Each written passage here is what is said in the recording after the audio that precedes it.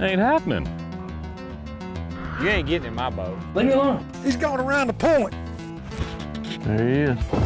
Expose who? No way. Expose what?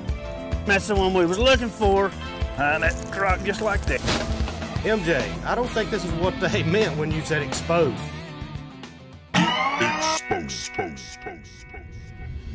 Get the boat, man, it's time to go. Grab your baits and fishing poles. Fill the tank and then hit the road. Till you're in that fishing hole. Made up my mind, I'm no weekend warrior. I'm a pro fishing professional. And when I'm fishing, man, my goal is to win. I won't stop until I'm in that circle with legends like Rick Clunner, Kevin Van Dam. I got that ski Reese. I got that carrot stick, man. If y'all see me on the lake, better make way and pray my motor quits, cause I won't know I'm a bass master.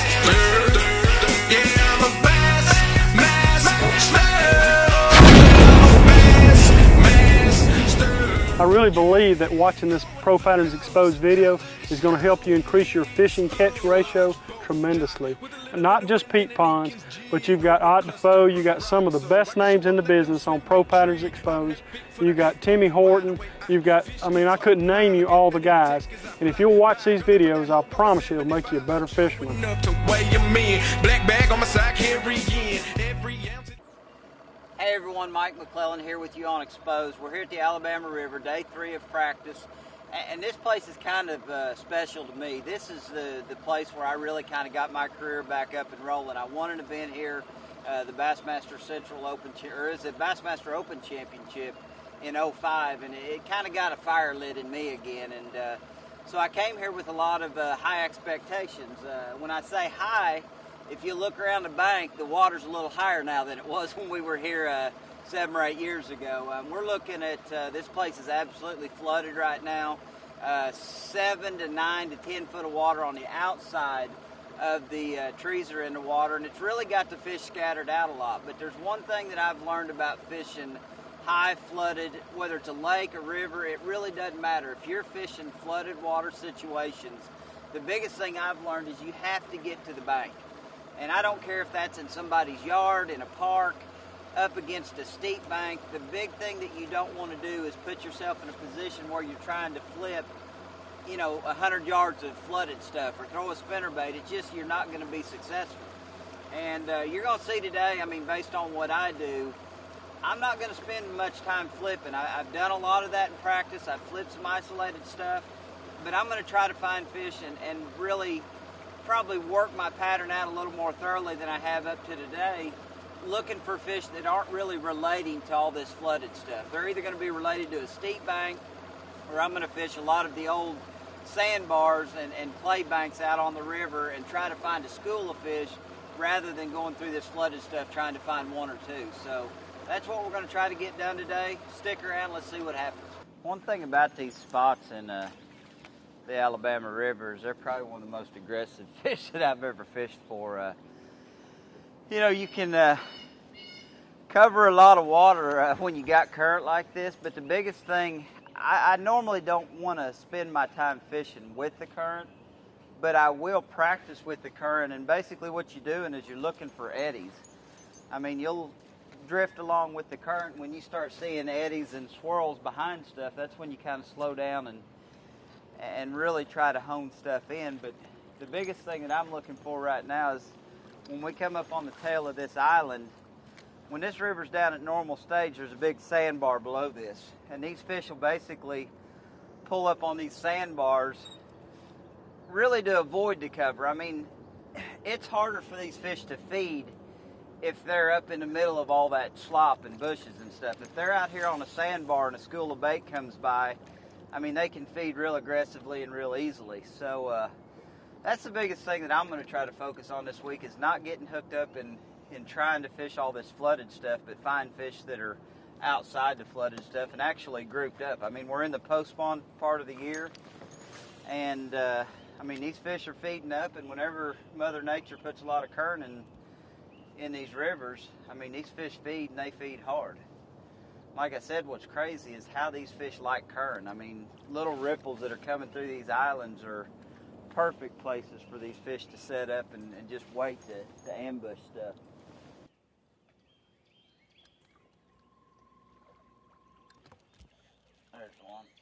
Finally caught one.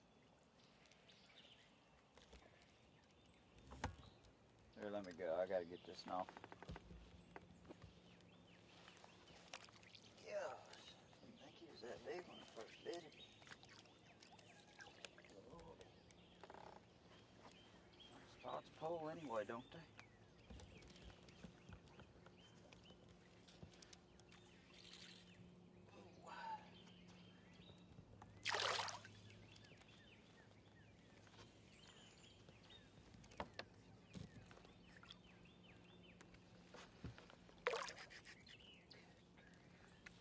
Man, them things pull, don't they? They're good enough too, isn't it? Look at the shad that thing just spit up.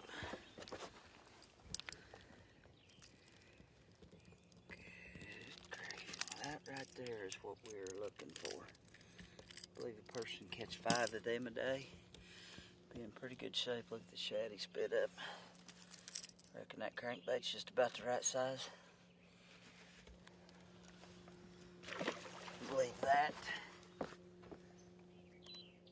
Calls for a waypoint on that deal. Probably can't get away with using live bait, can I? That basically sums it up, though. I mean, you know, I've hit, what, 6 or 8 of them drains so far this morning. I really haven't cranked any of them yet.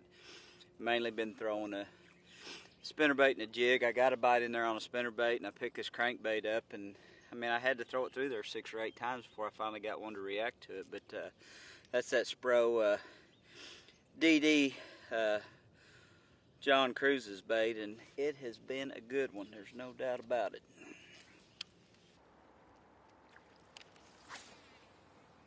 This has got to be my last cast. I don't care how bad I want to keep trying to find them. And I really figured there ought to have been some right here. If I don't get to the meet, Mr. Tripp will find me something fierce.